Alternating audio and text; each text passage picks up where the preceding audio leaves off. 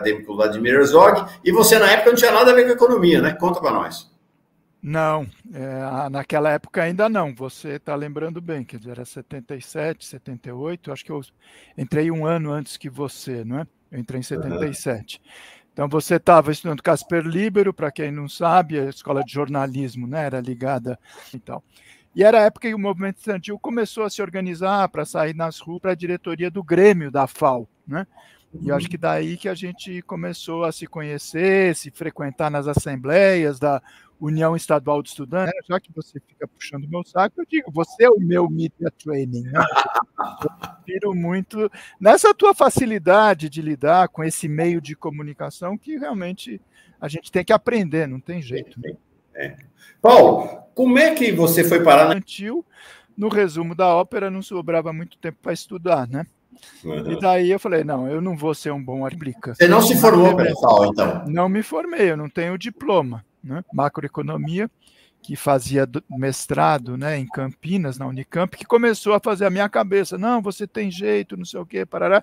E realmente eu percebi que eu tinha dado em economia no IPE, na USP, né, o Instituto de Pesquisas Econômicas. Os entendidos, entendeu?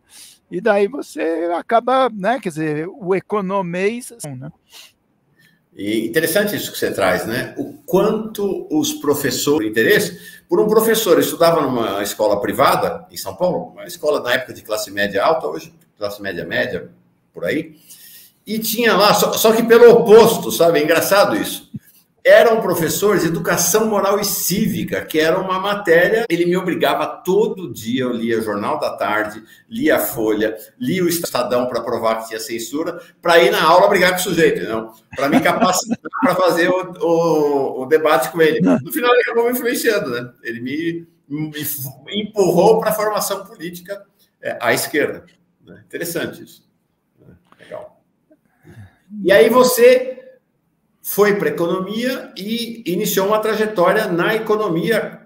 Hoje está em Brasília. Isso. Naquela época que eu estava fazendo o mestrado, né, eu era do Banco do Brasil, né, Brasília, né, porque era o único espaço que tinha um trabalho um pouco mais qualificado. Né? O Banco, começo da década de 90, ainda era um dos grandes fornecedores diante. Eu estava justamente na assessoria econômica do Ministério do Planejamento, falando do concurso nacional unificado, né, da minha carreira, especialista em políticas públicas e gestão governamental.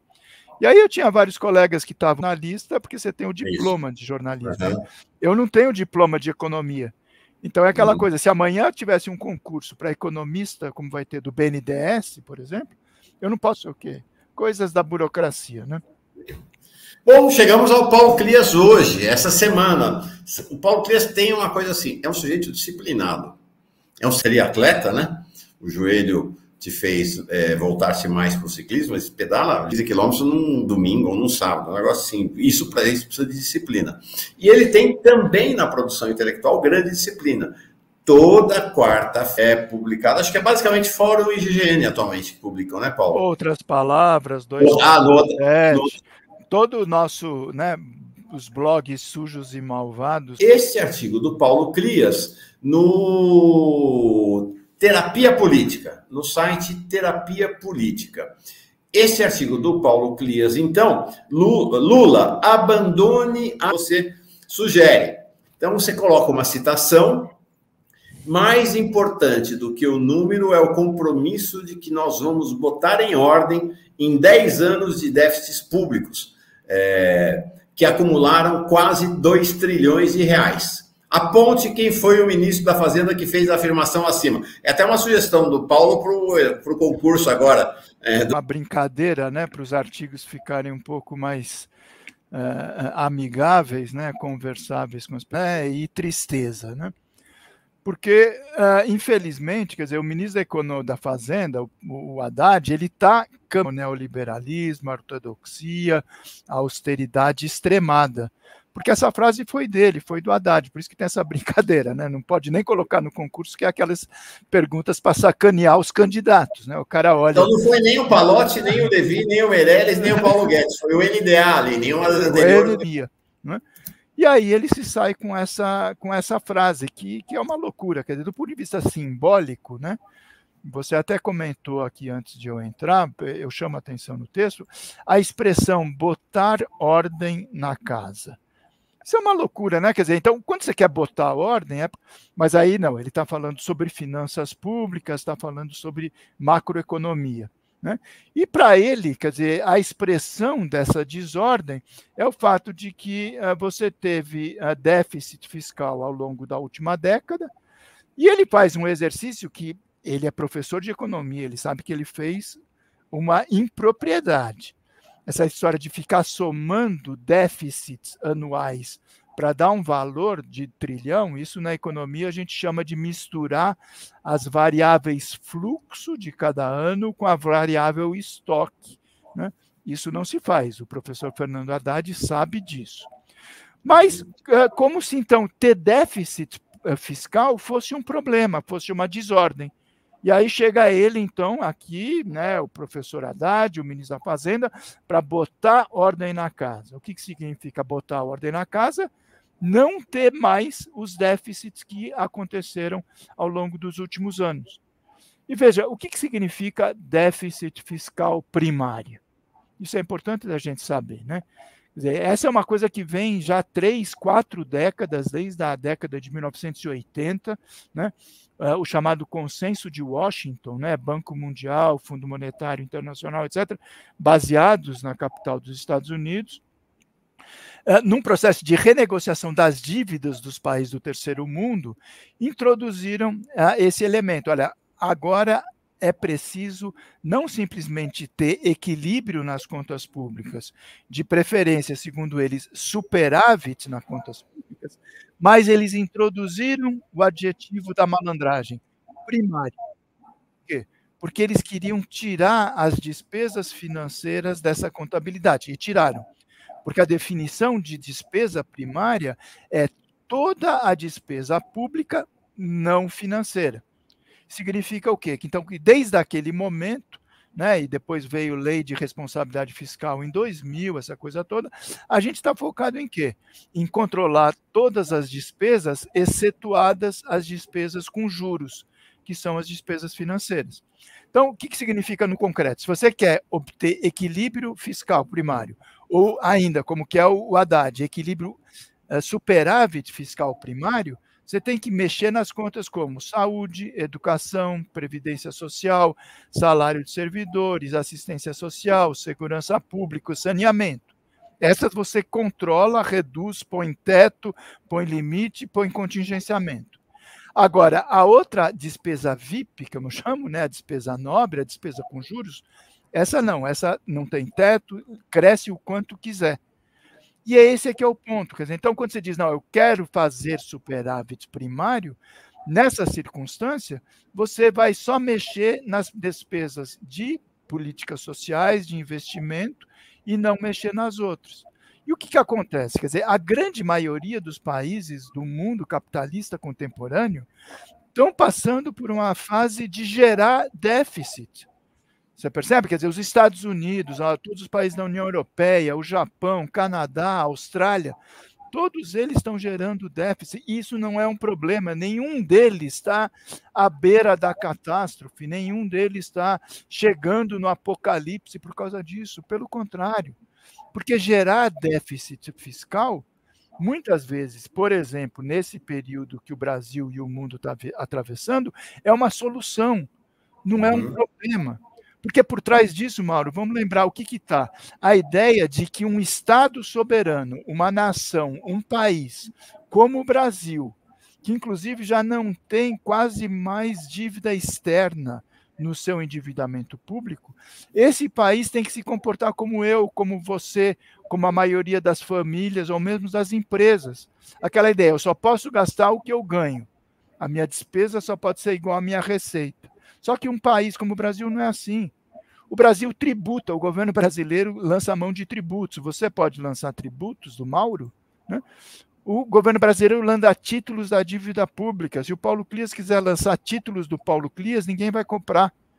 O governo brasileiro tem reservas internacionais, são da ordem de 370 bilhões de dólares. O governo brasileiro tem uma conta que ninguém menciona, Laura, Mauro, que é a chamada conta única do Tesouro Nacional junto ao Banco Central, que é o dinheiro que o governo usa para gastar mesmo, porque o Tesouro não tem como gastar.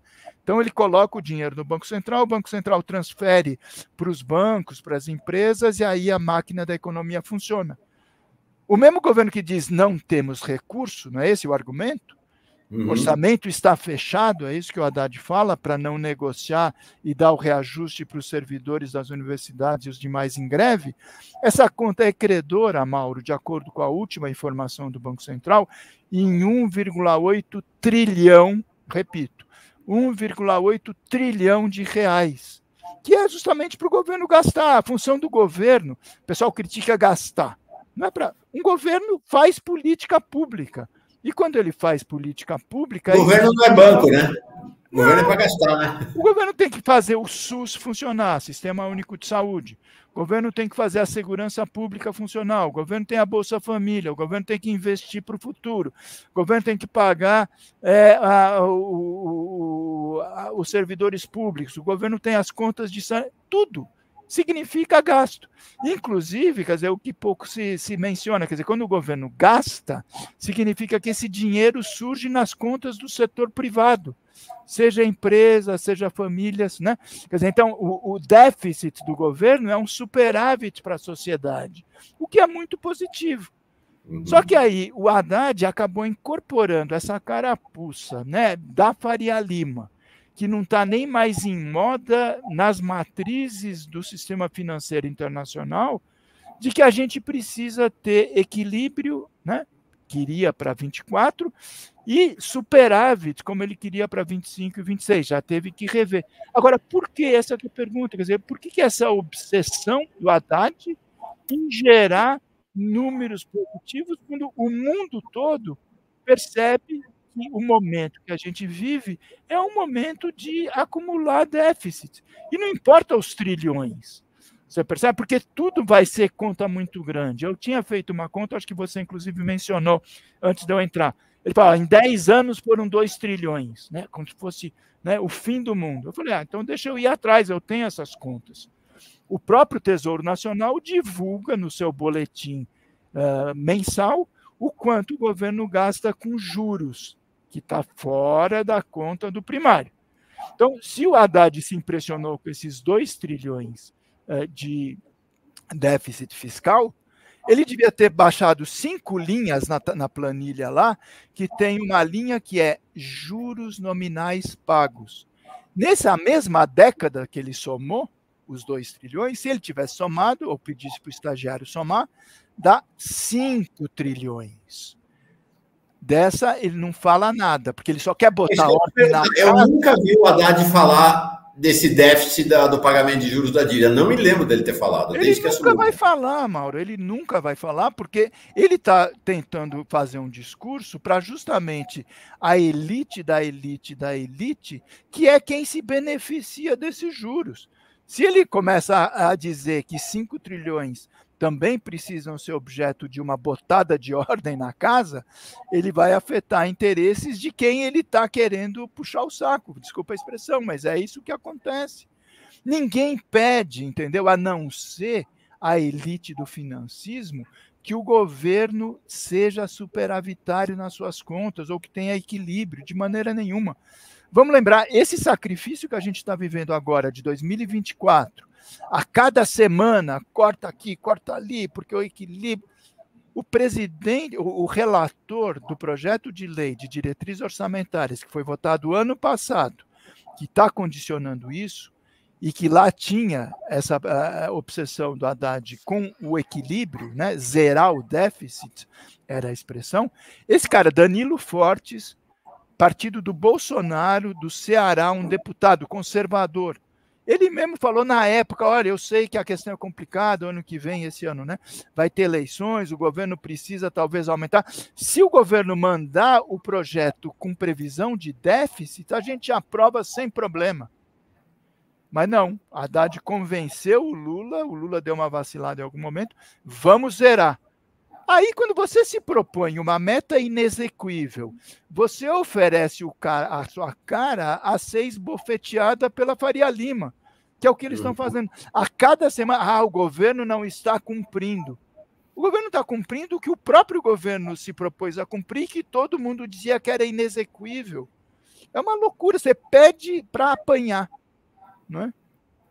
Agora, realmente... Paulo, que tem, na verdade, tem 2 orçamentos no Brasil.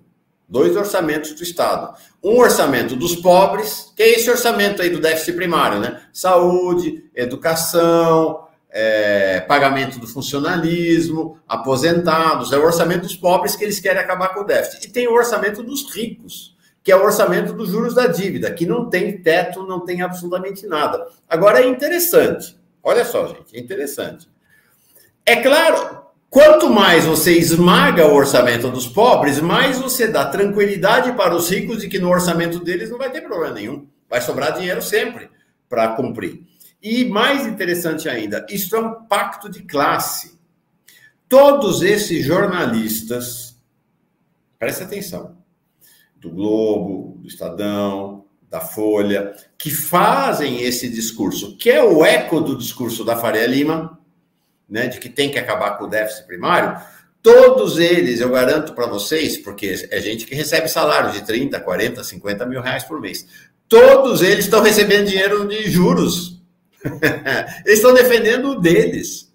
E quando fazem essa crítica ao governo, que tem que fazer ao déficit, todos eles recebem grana, todos eles têm títulos do governo nos seus investimentos. E podem ter certeza, hoje o peso do que eles ganham com o título da dívida deve ser muito relevante para o rendimento mensal deles. Talvez até em alguns casos supere o que eles ganham de salário dos veículos em que trabalham.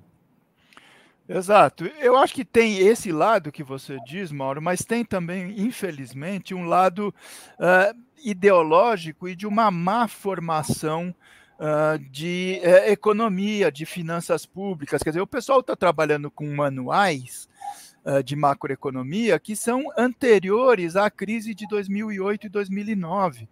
Você percebe? Quer dizer, quando começou a crise econômica e financeira nos Estados Unidos, depois ela atravessou o Atlântico, foi para a União Europeia. A gente se lembra, os grandes bancos americanos quase quebraram. Teve uma semana, simbolicamente, isso é muito pouco falado, mas é muito expressivo. A General Motors, né, que é o símbolo do capitalismo norte-americano, indústria automobilística, aquela coisa, ela foi propriedade do Tesouro norte-americano. Os caras tiveram que entrar comprando as ações da GM na bolsa, senão ia quebrar. Você percebe? Então, aquele mito, né, de Estado mínimo, de forças, né, livres de oferta e demanda para resolver o problema e tal, foi para água abaixo, porque os caras perceberam, ou a gente intervém, a gente, governo norte-americano, ou essa crise vai ficar descontrolada. E isso marcou uma mudança, entende? Quer dizer, depois você teve a crise de 2020 e 2021 da Covid, que, de novo, quer dizer, se não houvesse intervenção dos estados, dos países pelo mundo afora, não iria existir uma solução de mercado que resolvesse a questão. Tá certo? Porque as pessoas não podiam trabalhar, tinham que receber auxílio, estímulo para vacina, para gastos com saúde, essa coisa toda. Então, aquele modelito lá, pré-2008, ainda está na cabeça do nosso financismo. Seja das empresas, seja desses jornalistas, seja de uma parcela da classe média, que não se atualizou. Essa é que é a verdade.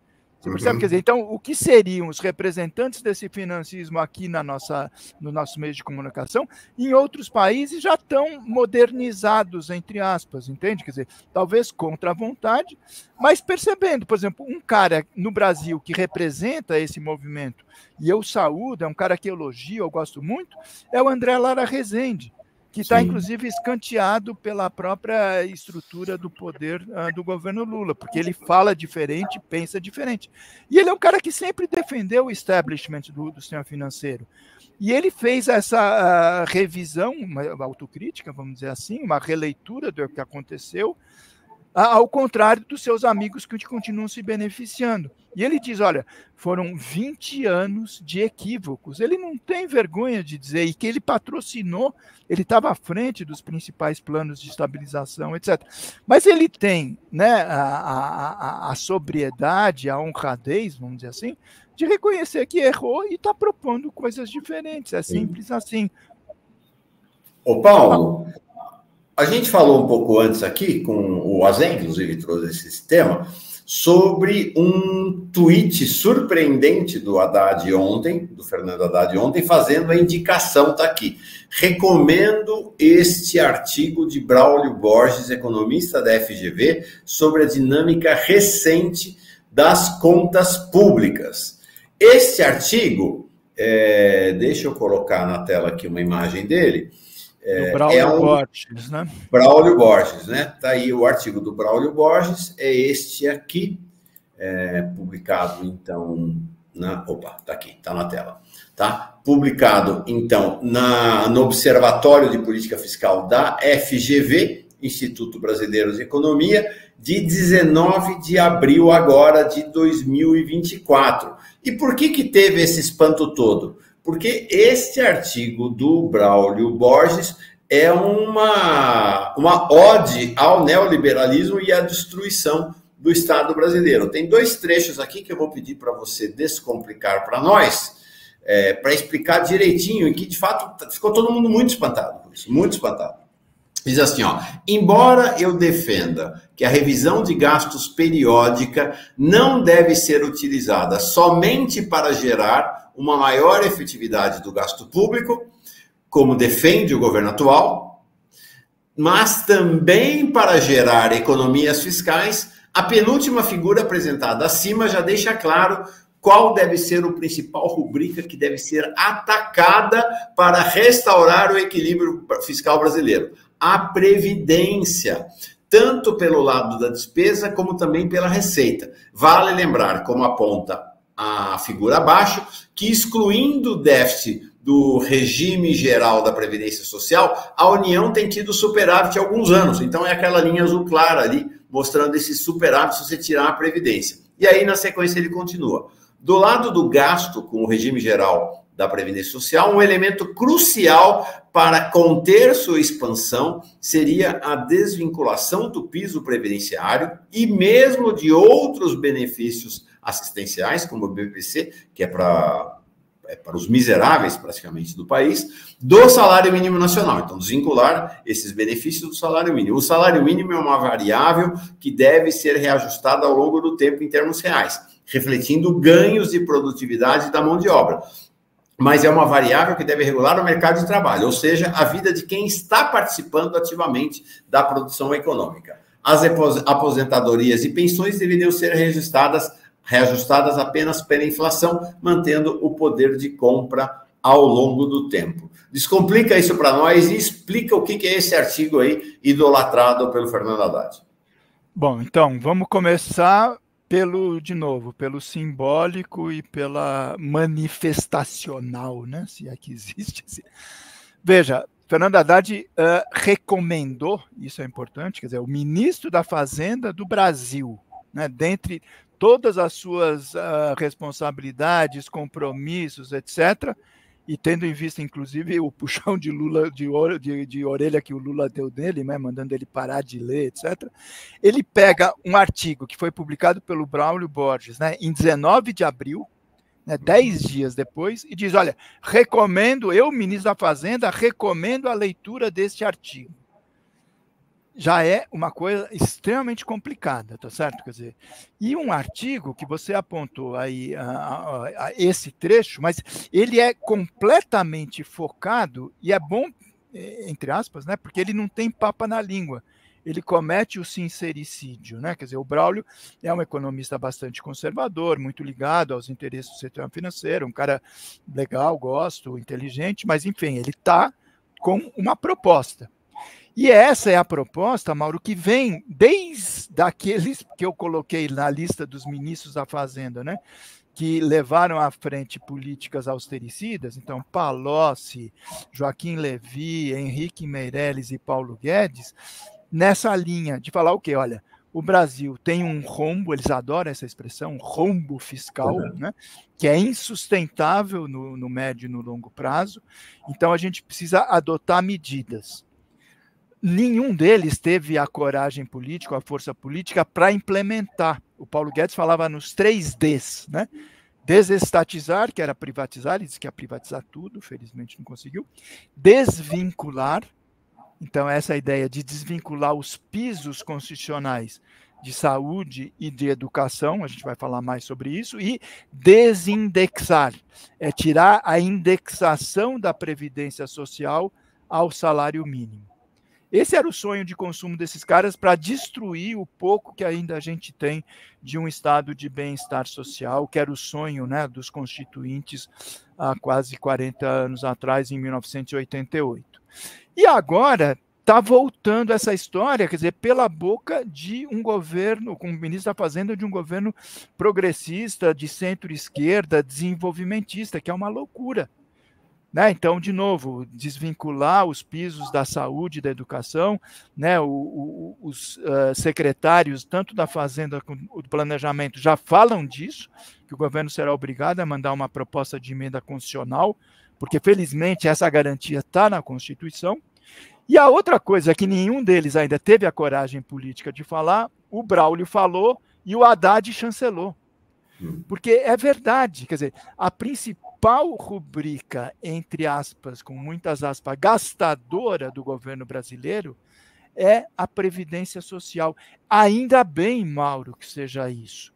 Porque a Previdência, ela distribui, ela remunera para mais de 30 milhões de pessoas que recebem a fortuna, né, o absurdo de um salário mínimo por mês.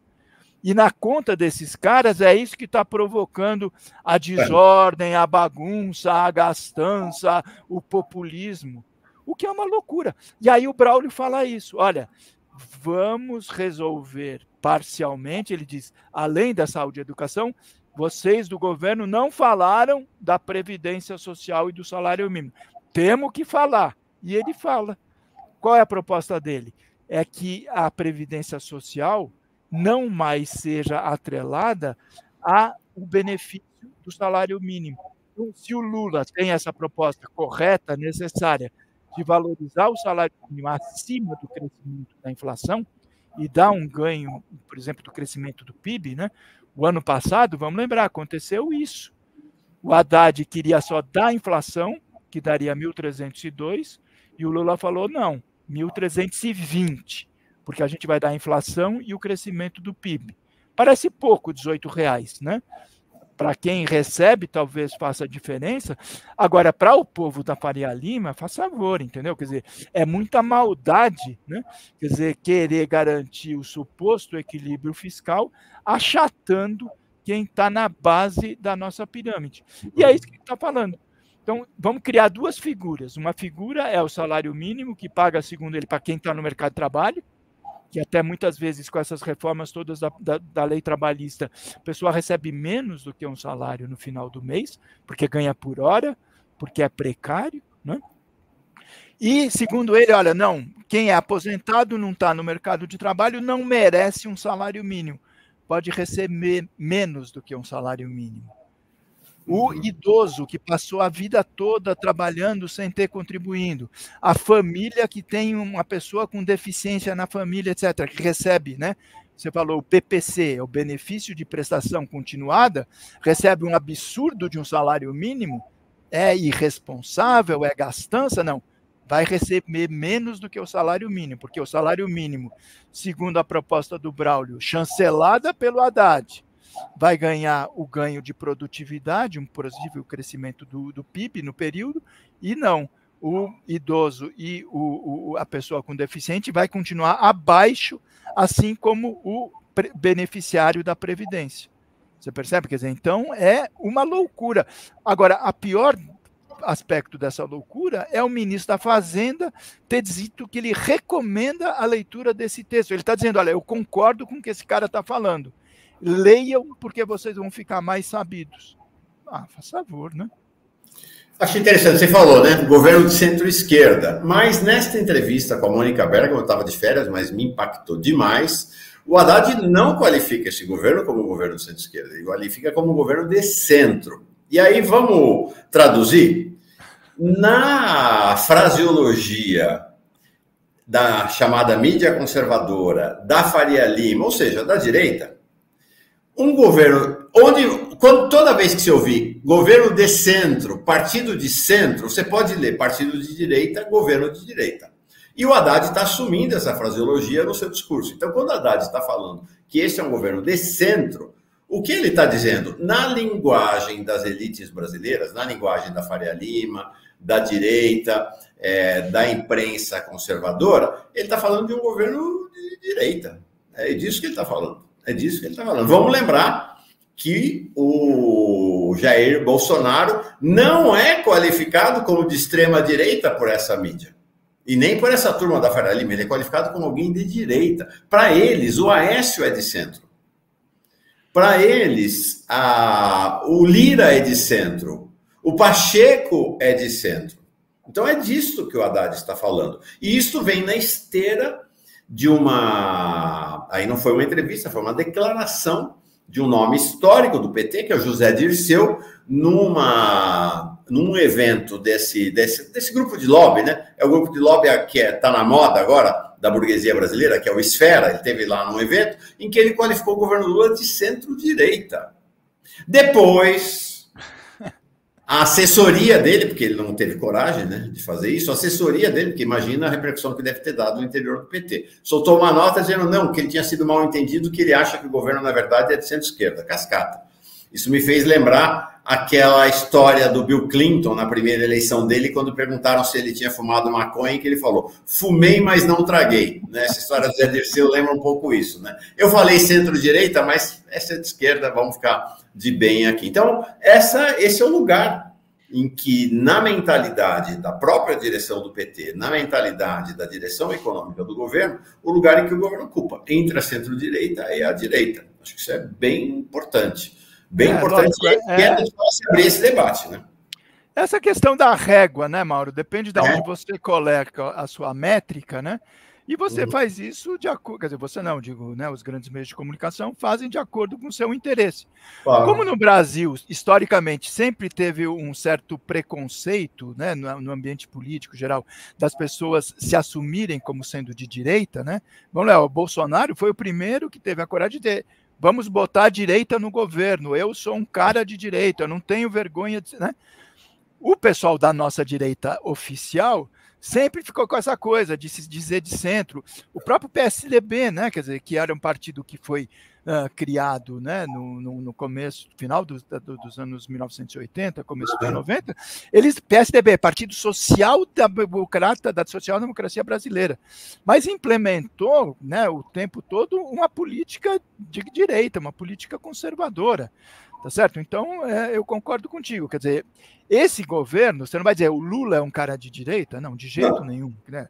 O presidente é um presidente de centro-esquerda, que teve um passado de esquerda, que tem uma preocupação progressista, etc. Teve que fazer um governo de composição, a gente compreende, isso foi necessário, inclusive, para vencer o Bolsonaro, a gente lembra, na lâmina, né? Quase pau a pau. Precisou ampliar, eu não acho que estava errado. Teve que compor no seu governo com setores que representavam esses interesses mais conservadores, etc. Agora, tem alguns aspectos da sua política pública, principalmente no caso da economia, que ele poderia ter avançado mais, dando, né, colorações e tinturas um pouco mais progressistas. É só essa a questão. Então, você vai me perguntar, o balanço desses 16 meses desse governo, vamos lembrar, já foi 1/3 desse terceiro mandato do Lula, não é pouca coisa não. Qual é o balanço da política econômica do ministro Haddad? É um balanço de esquerda ou de centro-esquerda? Não. Ele cumpriu basicamente com a agenda do que a gente chama da Faria Lima, do financismo, dos interesses do capital financeiro. Foi basicamente isso que ele fez. Então tá, o Lula recuperou o Bolsa Família, deu aumento do salário mínimo, perfeito. Mas a essência da política econômica continua sendo a busca dessa austeridade fiscal, que é uma loucura, os cortes, né, sucessivos nos orçamentos das políticas sociais, e agora o risco de apontar para o médio e longo prazo dessa destruição dessas conquistas, entendeu? Eu tinha feito um gráfico para tentar explicar melhor, não sei se a gente consegue subir agora, ou se você acha que está muito em cima. Não, vamos lá. Mas só para as pessoas verem, né, essa coisa do novo arcabouço fiscal. Né? Então, vamos imaginar que essa elipse fora, né, quer dizer, que tem a linha preta, é o conjunto das despesas governamentais, tá certo? Das despesas primárias, né, como eles gostam de falar. E você tem essas esferas coloridas, então vamos dizer que a vermelha é a maior, é previdência, azul pode ser saúde, a amarela, educação, e assim sucessivamente. Esse recorte, tá certo, externo, ele está proibido de crescer acima das receitas. As despesas são contidas. Não é como era na época do Temer, mas ela sempre vai crescer abaixo da receita. E aí você tem pelo menos 3 grandes esferas, que são essas aí, que vão continuar crescendo acima, porque tem o piso constitucional que garante. Então, o vermelho vai se ampliar a cada ano. O azul vai se ampliar a cada ano. O amarelo vai se ampliar a cada ano e o limite da linha preta está dado, ela não pode crescer. E o que vai acontecer com os anos? É exatamente a preocupação que esses neoliberais, né, que o Fernando Haddad está dando voz, que os seus secretários dão voz, dizer, olha, não dá, porque se a Previdência, o vermelho, continua crescendo, se a saúde, o azul, continua crescendo, se o amarelo, a educação, continua crescendo, as outras despesas vão ser esmagadas. E é isso mesmo. As outras vão ser esmagadas. Então, a solução não é impedir o crescimento, na verdade é permitir que o conjunto das despesas continue crescendo, como sempre cresceu, para poder acomodar tudo. Mas eles dizem que não, porque o arcabouço é um compromisso, a austeridade é um compromisso, só na cabeça dele, né? Mas virou política de governo, e aí as outras vão ser esmagadas. E aí vem essa solução genial com 5 Js, que é, em vez de permitir o crescimento das despesas no conjunto, eu impeço que o vermelho cresça, eu impeço que o azul cresça, eu impeço que o amarelo cresça. Ou seja, eu desvinculo o salário mínimo da Previdência, eu retiro o piso constitucional da saúde ligado ao crescimento da receita e eu retiro o piso constitucional da educação ligado à receita. Isso é uma loucura. Você percebe? Quer dizer, o que aconteceu no tempo todo que o teto do Temer funcionou? Ele, em cada momento de crise, ele era furado. Felizmente para o Brasil. Entende? Agora, o Haddad não quer... Bolsonaro, inclusive, né? Exatamente. 2022, o pessoal critica o Bolsonaro porque foi a gastança do Bolsonaro. Felizmente que o Bolsonaro introduziu essas possibilidades de ganho. E foi graças a isso que o Fernando Haddad fez a PEC da transição, para que em 2023, o ano passado, você tivesse recursos para fazer o mínimo das políticas sociais. Esse ano, a gente está amarrado pela obsessão do equilíbrio entre receitas e despesas. Paulo, a gente está acabando, mas 2 assuntos para tratar brevemente. O primeiro é essa questão do Moody's, de 2 dias atrás, né? Existe no mercado, ou seja, no sistema capitalista global, tem algumas agências que são as chamadas agências de classificação de risco, com uma competência muito duvidosa, né? Porque elas dão notas altíssimas, por exemplo, para bancos que logo na sequência quebram. Isso aconteceu em 2008, né? 2008, 2009, eles davam nota AAA, AAA, para um monte de banco que quebrou na crise de 2008, 2009. Então, elas foram para o chão, inclusive. Essas agências perderam total credibilidade na crise de 2008 e 2009, mas o sistema capitalista recuperou, do ponto de vista da Faria Lima e das Faria Limas ao redor do mundo, recuperou a credibilidade dessas agências. São 3 agências que dominam esse mercado: a Standard & Poor's, a Moody's e a Fitch Rating. A Moody's, então, 3 dias atrás, soltou a sua nota. Eles vão dando nota. A classificação eles vão dando nota para a economia do mundo inteiro. Negócio incrível isso, né? A agência manteve a nota de crédito do Brasil, mas mudou a perspectiva para positiva. Vou mostrar aqui o que isso quer dizer. Isso quer dizer o seguinte: o azul, que é do AAA até o A-, é grau de investimento com qualidade alta e baixo risco.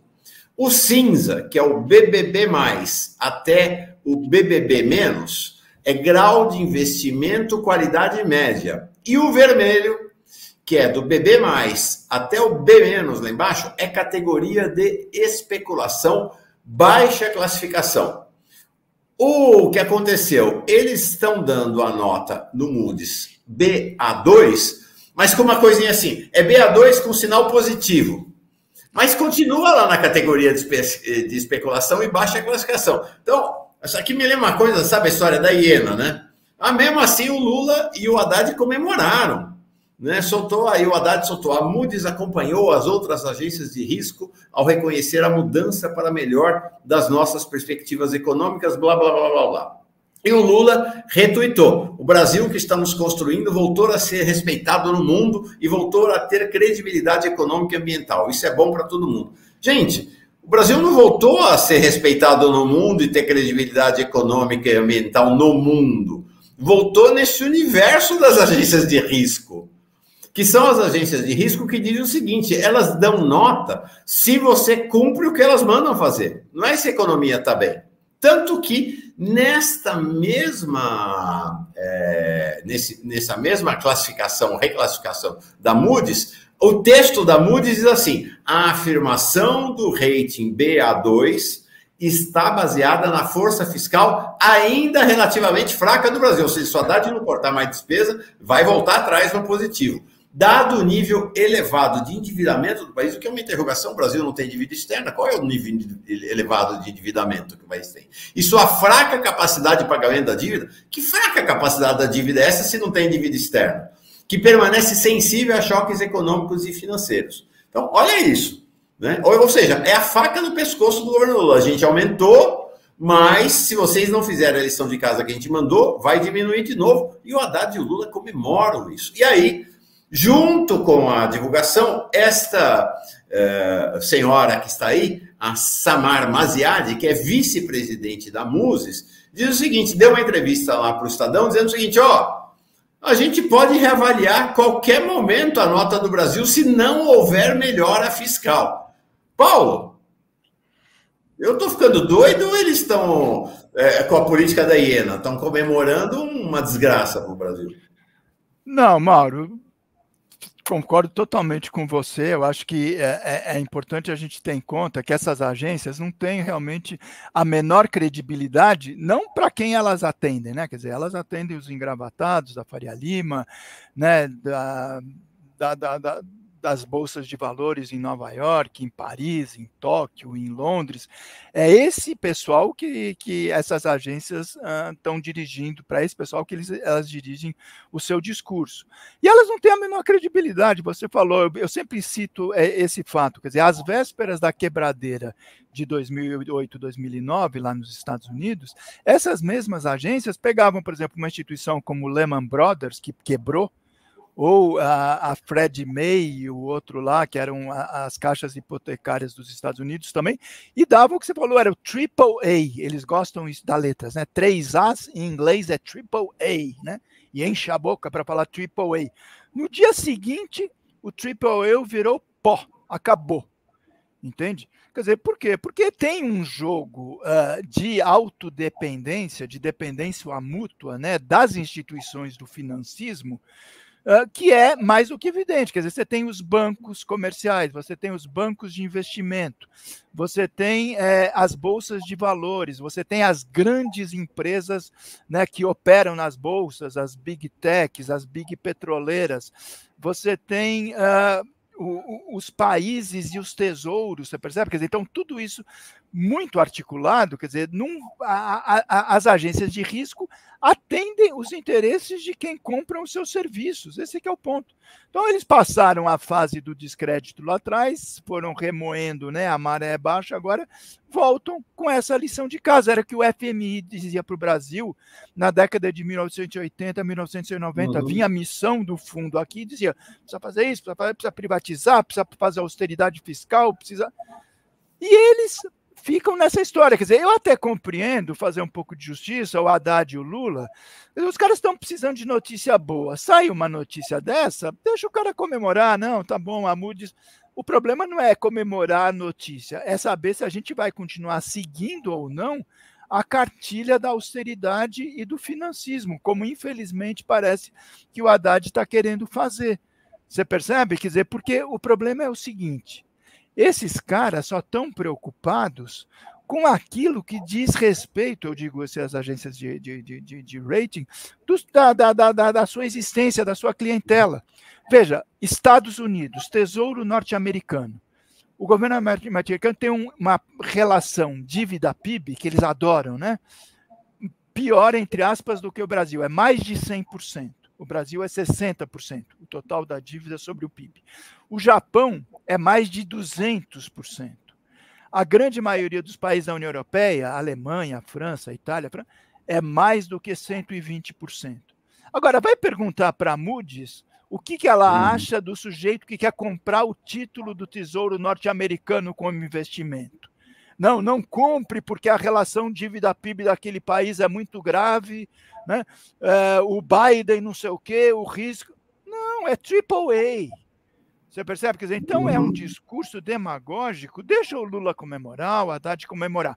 Agora, não vamos fazer a nossa lição de casa pensando que o que a gente tem que fazer de política econômica é para obter, né, o de acordo da Moody's, da Fitch ou de... A meta passa a ser ter grau de investimento. Porra, que meta é essa? As mulheres, as dirigentes falaram, olha, tem que continuar fazendo um esforço fiscal.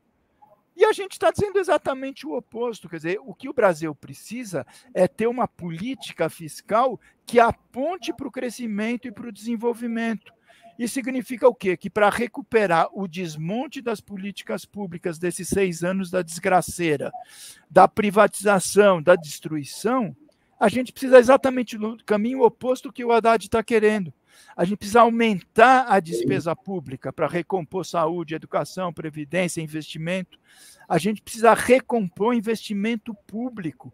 E tudo isso significa dizer que essa busca da austeridade, do equilíbrio fiscal primário, tem que ser retardado. A gente tem que ter déficit fiscal, e não porque é gostoso, é bonito ou é irresponsável, não. Porque, como qualquer país capitalista do mundo, no momento da crise, o Estado aumenta a sua despesa e aumenta o seu investimento.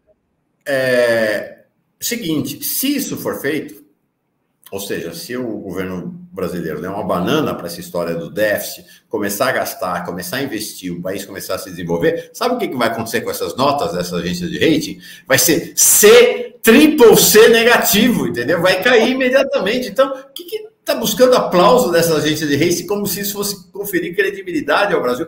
O presidente Lula se gaba com razão de que antigamente aqui no Brasil, é o que você mencionou, a FMI trazia suas missões aqui para dizer o que o país tinha que fazer ou não fazer. Não tem mais. Até porque o Brasil nem tem dívida externa mais. Mas agora, as agências de rating estão fazendo a mesma coisa. Elas estão dando a nota aqui para dizer o que o país tem que fazer para continuar com a nota. É o mesmo processo, sem grandes diferenças. O Daniel Miyagi... Desculpa, vai lá. Não, vai lá, vai. Não, por favor. Fala, senão a gente... Não, eu ia só encerrar com uma questão aqui do Daniel Miyagi. Daniel Miyagi está aqui de volta, grandes saudades dele. Ele faz uma ponderação e aí termino com esta questão, a gente responde rapidamente, e mais uma para você amarrar. No mercado interno, o mercado interno não está acima das previsões pessimistas do ano passado. Em 1924... ou 23, né? Desculpa, só li que esse ano o Brasil estaria ruim na economia e parece que não está ainda. Fala, responde aqui a indagação. Eu acho que talvez ele esteja mencionando o fato de que começam a aparecer alguns sinais, né, para 2024 que a economia iria melhorar, né? Então, realmente, tem uma recuperação do emprego, tem uma certa recuperação da massa salarial, ainda que muito lentamente, né? Quer dizer, você tem uma redução, né, da Selic, da taxa oficial de juros, etc. Então, talvez esse ambiente, quer dizer, possa permitir que o resultado final do PIB desse ano agora, 2024, que vai ser apurado só no primeiro trimestre, né, oficialmente, de 2025, seja um pouco maior do que as previsões se faziam, né? Está falando de 1,8 e tal. O Lula já falou, as previsões pessimistas do Fundo Monetário, que falam em 2, vão ser ultrapassadas. É possível, né, que chegue um pouco mais, 2,2, eventualmente 2,3, mas isso continua estando muito abaixo das reais necessidades de crescimento do PIB brasileiro. A gente não tem que discutir a margem, né? mais 0,1, menos 0,1, não, a gente estaria crescendo 3%, 4%. E se tivesse tomado já as primeiras medidas lá em janeiro do ano passado, muito provavelmente a gente estaria perto disso. Porque o Lula já falou, eu quero fazer mais e melhor do que eu fiz nos 2 primeiros mandatos. Infelizmente não está conseguindo. Eu quero fazer 40 anos em 4. Já passou 1/3 desses 4 e a coisa ainda não está caminhando de acordo com as necessidades do país. Para encerrar, Paulo, semana que vem tem Copom. Ontem, Haddad e Roberto Campos Neto se reuniram para tratar do Copom, né? Semana que vem, então, teremos a nova taxa de juros do país. E as sinalizações que vêm do RCN, como o pessoal diz, Roberto Campos Neto, não são lá muito animadoras, né? A gente vem nessa redução ridícula, né? Homeopática da taxa de juros, e aí ele está dizendo, com essa questão do ajuste fiscal, que o governo não está conseguindo obter os resultados que prometeu, com a interrupção na queda de taxas de juros dos Estados Unidos e com esta orgia de empregos no país, que vai elevar a inflação, ele está sinalizando que vai parar também aqui no Brasil, como os Estados Unidos fizeram, com redução da taxa de juros. Tem gente até falando que pela primeira vez vai ter um racha na votação entre a bancada do Haddad e a bancada do Roberto Campos Neto. Qual a tua previsão para essa próxima reunião do Copom? Olha, difícil dizer, né, Mauro? O Copom se reúne a cada 45 dias, as reuniões estão marcadas, previsíveis, etc. E como você falou, quer dizer, desde agosto de 2023, com quase um ano de atraso, porque o resultado da eleição foi conhecido em outubro de 22, o Brasil estava com aqueles absurdos, os 13,75 na Selic, o Roberto Campos Neto segurou isso até agosto do ano seguinte, quase um ano, 10 meses, o país, né? E aí aceitou um processo de redução gradual, mas gradualíssima, né? Quer dizer, então teve realmente 6 reuniões em que se baixou 0,5% a cada reunião. Então saiu daqueles 13,75 para os atuais 10,75. Só que por essas magias, né, do economês e que não é traduzido para as pessoas, o que aconteceu? Ao mesmo tempo que teve essa redução cosmética na taxa oficial de juros, você teve uma redução também da inflação. Você percebe? Então, o que é importante do ponto de vista da análise macroeconômica, etc., que é a chamada taxa real de juros, é você reduzir a inflação da taxa nominal, o Brasil continua ocupando os primeiros lugares do mundo. Já teve, por várias vezes, o país era o campeão da taxa de juros durante décadas. Agora, segundo o último levantamento, ele está em segundo lugar, ele perde para o México. Mas estamos muito longe daquilo que é efetivamente necessário. Então, você me pergunta, o que vai acontecer na terça e quarta-feira da semana que vem? Os 9 diretores do Banco Central se reúnem, tiram o chapéu de diretor do banco, botam o boné de membro do Comitê de Política Monetária. Então, no limite, pode acontecer, olha, baixa mais 0,5%, ou não abaixa nada, ou até possível, suba 0,25%, mas não é esse o ponto. Do ponto de vista macroeconômico, essa decisão não é relevante. Eu acho que o que é mais relevante é o que você apontou. É como vai acontecer essa decisão. Porque o Lula fez essa cruzada contra o Roberto Campos Neto, tudo bem.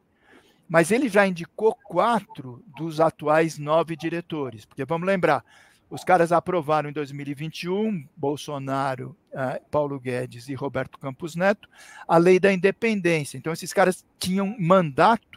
O Lula assumiu o seu governo com 9 diretores indicados pelo bolsonarismo, que é uma loucura. Agora tem 5 da gestão anterior e 4 dele. Só que os 4 dele, você apontou, quer dizer, todos votaram em unanimidade com Roberto Campos Neto para essa redução paulatina. Ninguém foi lá, por exemplo, o Galípolo, né, que está sendo cotado para ser o futuro presidente, né, ele não marcou uma posição para dizer, olha, não, estamos descontentes, a gente tem que ser mais audacioso na redução. Não. Manteve e votou junto. Então, o fato de, eventualmente, nessa reunião ter um voto discordante pode até acontecer. Mas, para mim, o que está marcando é o histórico. de que os indicados pelo Lula, infelizmente, aparentemente, estão trabalhando junto com essa maioria que é determinada e dominada pelos interesses da Faria Lima. Então, pode ser que ele reverta, não vai continuar baixando, porque o discurso do Roberto Campos Neto foi mais radical, mais extremado. E os outros abram um voto de divergência para manter os 0,5% que estavam vindo na tendência, etc. Eu acho que não é o relevante. O que é mais importante, para finalizar, Mauro, é isso que o Roberto Campos Neto falou, que era o que o Palocci falava, que o Levi falava, que o Meirelles falava, que o Paulo Guedes falava, que aumento de salário é problema de inflação. Então, se o mercado de trabalho está reaquecendo, os salários estão aumentando, a gente não pode continuar reduzindo a taxa de juros, porque aumento de salário significa aumento de inflação. Isso é a visão mais antiga, conservadora, monetarista, elitista do processo da distribuição de renda no Brasil. Eu espero, sinceramente, que o Fernando Haddad não recomende nenhum texto, não é? Como ele fez com necessidade de reduzir previdência, reduzir educação e saúde, porque é o que vai começar agora. Não pode provocar aumento de salário, porque isso tem um efeito inflacionário, como eles dizem. E a gente sabe que isso é balela, tá certo? Para quem está no topo da pirâmide e não quer perder os privilégios, tá certo? Paulo Clias, nosso descomplicador da linguagem econômica do país, deu uma aula para nós aqui hoje, mais de uma hora uma hora de conversa, uma hora boa de conversa. Foi uma alegria, Paulo. A gente se reencontra em breve aqui no Fórum Café. Valeu. Obrigado. Um beijo para você, para todo mundo que está nos assistindo e até a próxima. Até a próxima. Beijo também. Boa pedalada para você no fim de semana. Tchau, gente.